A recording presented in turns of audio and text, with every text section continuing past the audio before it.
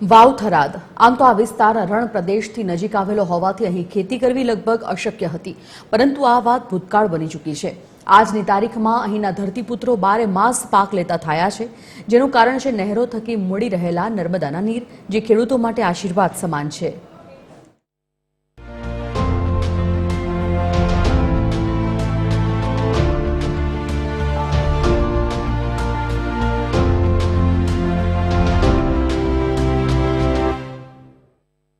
જ્યાં જુઓ ત્યાં લીલોતરી, 12 મહિના ધાન્યની ખેતી, વૃક્ષની ડાળીઓ પર ફળોનો ફાલ, ખેતરમાં મહેનત કરતા ધરતીપુત્રો।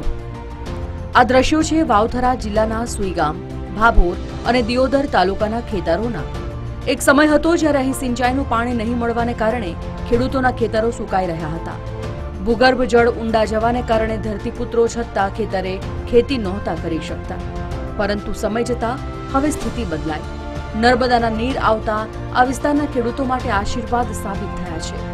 ખેડૂતો 12 માસ પાક લઈ શકે છે, જેને કારણે ખેડૂતો સમૃદ્ધ બન્યા છે અને ખેતરોની પાક લહેરાઈ રહ્યો છે।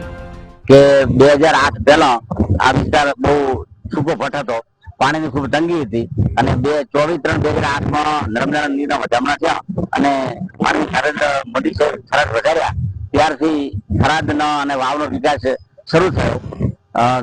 સૂકી ખેતી હતી એ બધી નવીનતરમાં બાગાયતી ખેતી થઈ। પેલા માણસો ને ખેતર હતા પણ પાણી નતું દુષ્કાળ પડતા એટલે માણસોને બહાર જવું પડતું, હિજરત કરવી પડતી, અહીંયા કોઈ કમાવાની કોઈ તકો નથી અને ત્યારે પાણી આવ્યું છે। નર્મદા માતા અહીંયા આવે છે એટલે તો દરેક ખેતરે પાણી ગયું છે અને કમાવાની ખૂબ તકો સારી થઈ છે। બાળકોને શિક્ષણ મળે છે, બાગાયતી પાકો થાય છે અને જે નર્મદા થી તો વાત કરવી તો શું કે કોઈ એનો ઘડી ગંગાવી છે। અત્યારે નર્મદાના નીર આવતા ધરતીપુત્રો ઘઉં, જીરું, કપાસ, રાયડો અને બાજરી જેવા પાકોનું મબલક ઉત્પાદન કરતા થયા છે। થરાદ નહેર વર્તુળ હેઠળ વેજપુર, માળકા, માલસણ, ઢીમા અને ગઢસીસર સહિતની મુખ્ય શાખા નહેરોનું સુદ્રઢ નેટવર્ક વિકસાવ્યું છે। આ નહેરો થકી આશરે 1.29 લાખ હેક્ટર જમીનને સિંચાઈનો લાભ મળ્યો છે, સાથે જ ભૂગર્ભ જળના સ્તર પણ ઊંચા આવ્યા છે। પહેલા પાણીના તળ બહુ ઊંડા હતા અને બોર અને કુવા માટે બહુ ખર્ચા થતા હતા અને જ્યારથી નર્મદા કેનાલ આવી છે ત્યારથી સરળતાથી પાણી મળી રહે છે અને પહેલા એક વર્ષ દરમિયાન એક વખત ખેતી કરી શકતા હતા, પરંતુ હવે આપણે 3 વખત ખેતી કરી શકીએ છીએ અને જુદા જુદા પાક વાવી શકીએ છીએ। એનું મુખ્ય કારણ છે કે આપણને સરળતાથી પાણી મળી રહે છે।